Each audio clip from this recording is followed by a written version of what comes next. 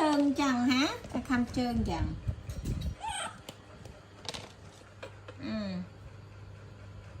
Nhưng mà chặt ai mà chặt đặt. Mơ.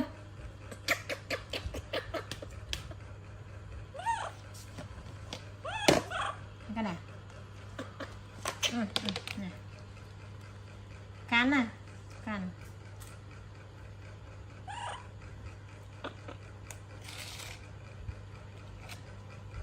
Này cái này, cắn này này. Mà chặt lò. Nè. Cút anh này cái này. Cắn này. Tôi ta khnia tê.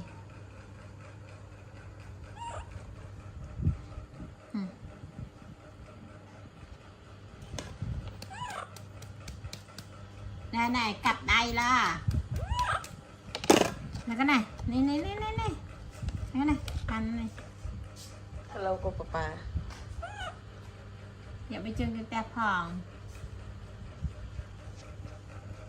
nó bên nào ăn này ăn áp anh lâu chơi trận đi tập mọt à này cái này mẹ bạn bè tới bơ cật tập pin chẳng hay là hong lại ở phòng em ta mọt vô này vô đây đừng quỳ nữa mình ao không bằng xà lấy nhá chọc xà lấy cái này không phải bắt đấy lên vào mặt giấy anh sẽ ra là sao bên dọc mặt giấy lên nữa này cái này Isa thơ ấy thơ vô vào mặt giấy lên sao đó chợt tiện sao anh đang tạo bắt xà lấy dùng là sao mạo coi cần coi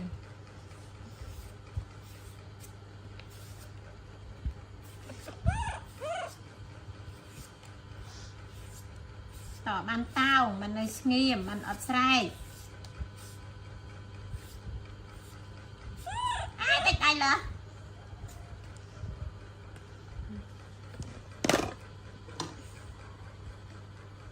เป็นน้ำส้มอ่ะ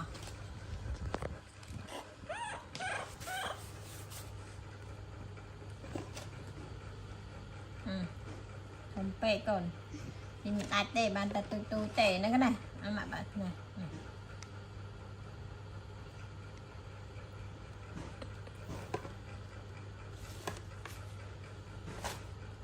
มะ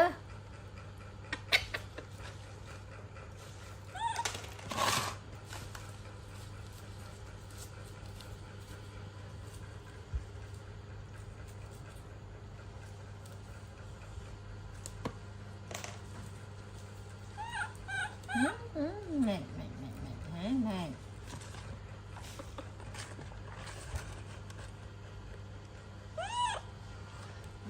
mệt nghiêm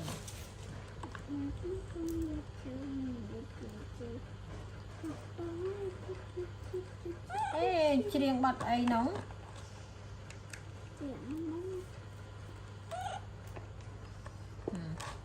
ba hả ba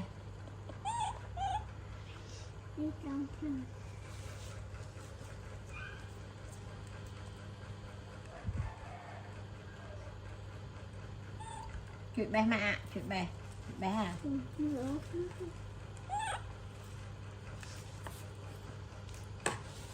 còn tiêu vào bên này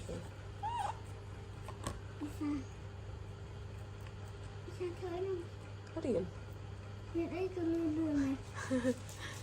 khi thăm đi tao ôn lên thì ai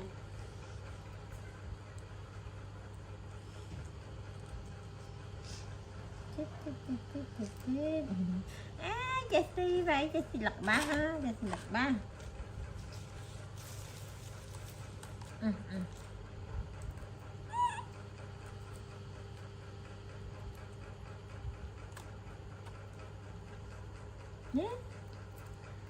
ba con ba bà xí á xí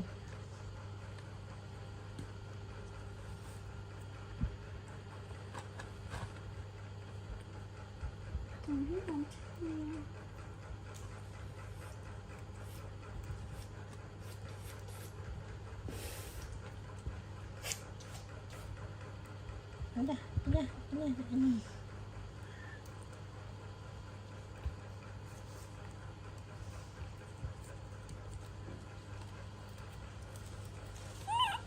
Tahu.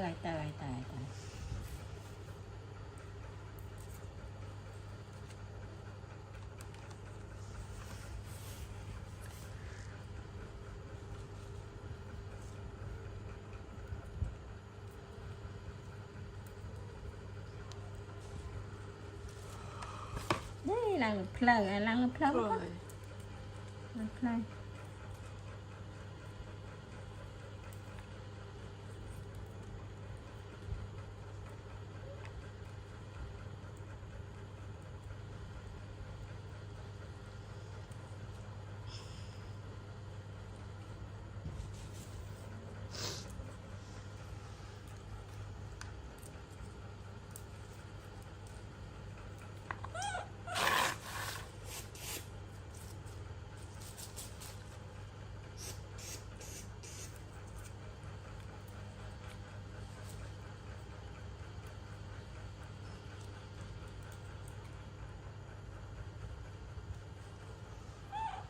Thẹt lẹ.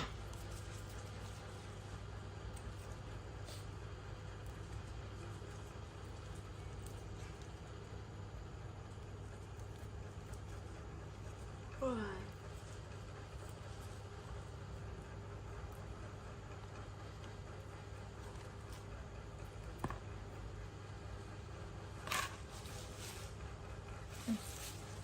Ba một con tràn ta.